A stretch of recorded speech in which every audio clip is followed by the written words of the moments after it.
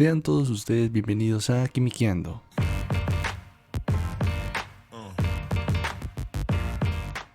Vamos a hablar de la química. ¿Y qué es la química? La química la podemos conocer como el estudio del cambio. ¿Pero el cambio de qué? Específicamente el cambio de la materia. Y nosotros desde los inicios de nuestra civilización, cuando el hombre apenas estaba conociendo y dominando el fuego, empezó a hacer uso de todos estos cambios. Por ejemplo, con el fuego podía cocinar. Con el fuego veía cómo la madera se convertía en otra cosa. También observaba los procesos de fermentación, donde cuando consumían ciertas frutas después de un proceso de fermentación se sentían bastante alegres. O también eran conscientes de los procesos de descomposición y como algo que podía ser aprovechado con el tiempo ya no se podía aprovechar, debido al olor y obviamente al sabor. Sin embargo, existen profesiones arcaicas que dieron un aprovechamiento mejor a la química. Uno de ellos, sin lugar a duda, fueron los herreros que dieron el manejo a los metales. Y por medio de las aleaciones empezaron a hacer todos esos cambios para poder mejorar las propiedades de ciertos metales. Ahí, por ejemplo, una de las primeras aleaciones que se evidenció fue la del bronce. Por otro lado, también estaban los egipcios, que se encargaron principalmente de todo lo referente a los extractos de productos naturales para obtener esencias, para obtener perfumes, en referencia a lo que eran sus actividades, como por ejemplo la momificación y ciertas ceremonias. Y pues con el tiempo esto se desarrolló en algo que se conoce como la alquimia, que es como la forma prematura de la química. Pero la cuestión con la alquimia es que todo estaba encriptado, todo estaba en código y era muy difícil avanzar, era muy difícil conocer lo que otro alquimista pensaba, no porque fuese algo mágico, sino simplemente porque estaba en código y era muy difícil saber cómo él hizo ciertos experimentos y cómo él pudo tener un avance. Pero fue hasta que se sentaron los fundamentos modernos de la química por medio de Antoine Lavoisier que la química dejó de ser algo más que mágico y pasó a convertirse en una ciencia, porque ya lo que se podía hacer se podía reproducir. ¿Qué quiere decir? Que si yo hacía algo y decía todos los pasos y todo lo que yo hice, y alguien repetía exactamente lo mismo que yo hice, en teoría tendríamos que obtener lo mismo o algo bastante parecido. Y pues para poder hacer todo esto requería un laboratorio, pero ese laboratorio era bastante arcaico, pero no sabemos cómo, si hay bastantes preguntas, cómo descubrieron ciertos elementos, cómo descubrieron ciertos compuestos, pero lo lograron. Y nosotros conocemos a la química, o se conoce a la química como la ciencia central, y es porque está involucrada en muchísimas otras ciencias, ya sea la medicina, la geología, la ingeniería, y también hace parte de la física y la nutrición. O sea, la química se encuentra en todo, pues en todo lo que resulta esencial para el ser humano. Y quiero que tengan algo muy presente.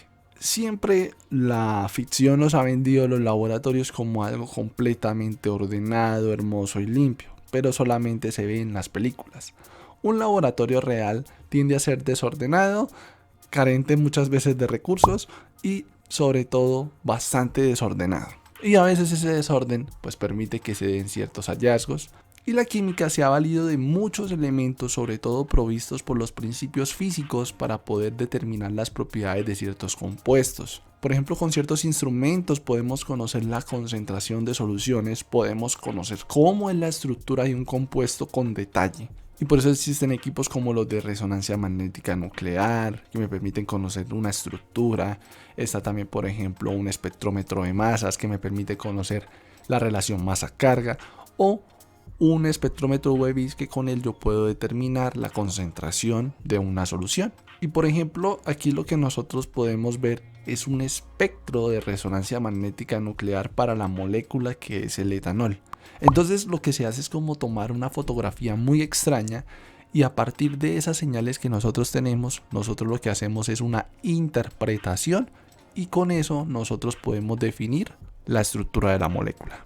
Y en pleno siglo XXI la química es considerada una de las disciplinas más complicadas y es más que todo en la parte básica, en el nivel básico. Y eso se debe a que nosotros tenemos un control muy nulo sobre el distinto tipo de vocabulario que se maneja, porque se maneja un vocabulario muy técnico y yo no puedo modificarlo.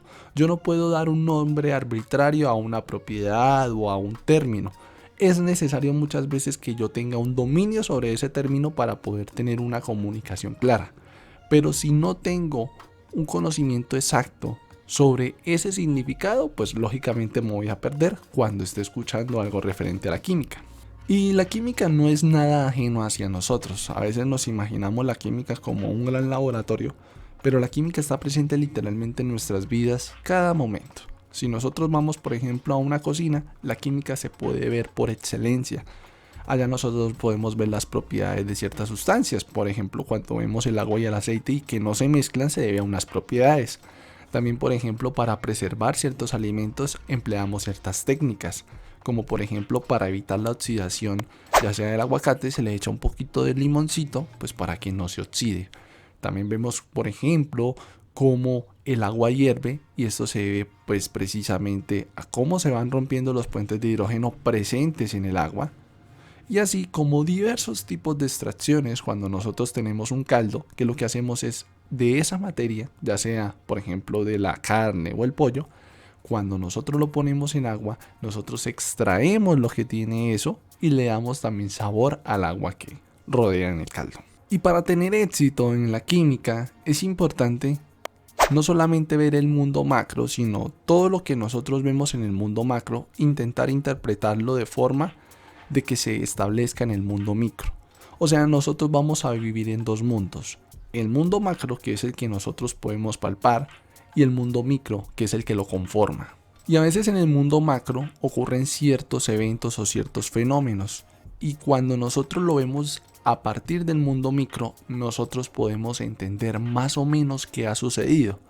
Y cuando nosotros vemos las cosas desde el mundo micro, nosotros podemos llegar a hacer una predicción o un tipo de apreciación de lo que podría suceder en el mundo macro.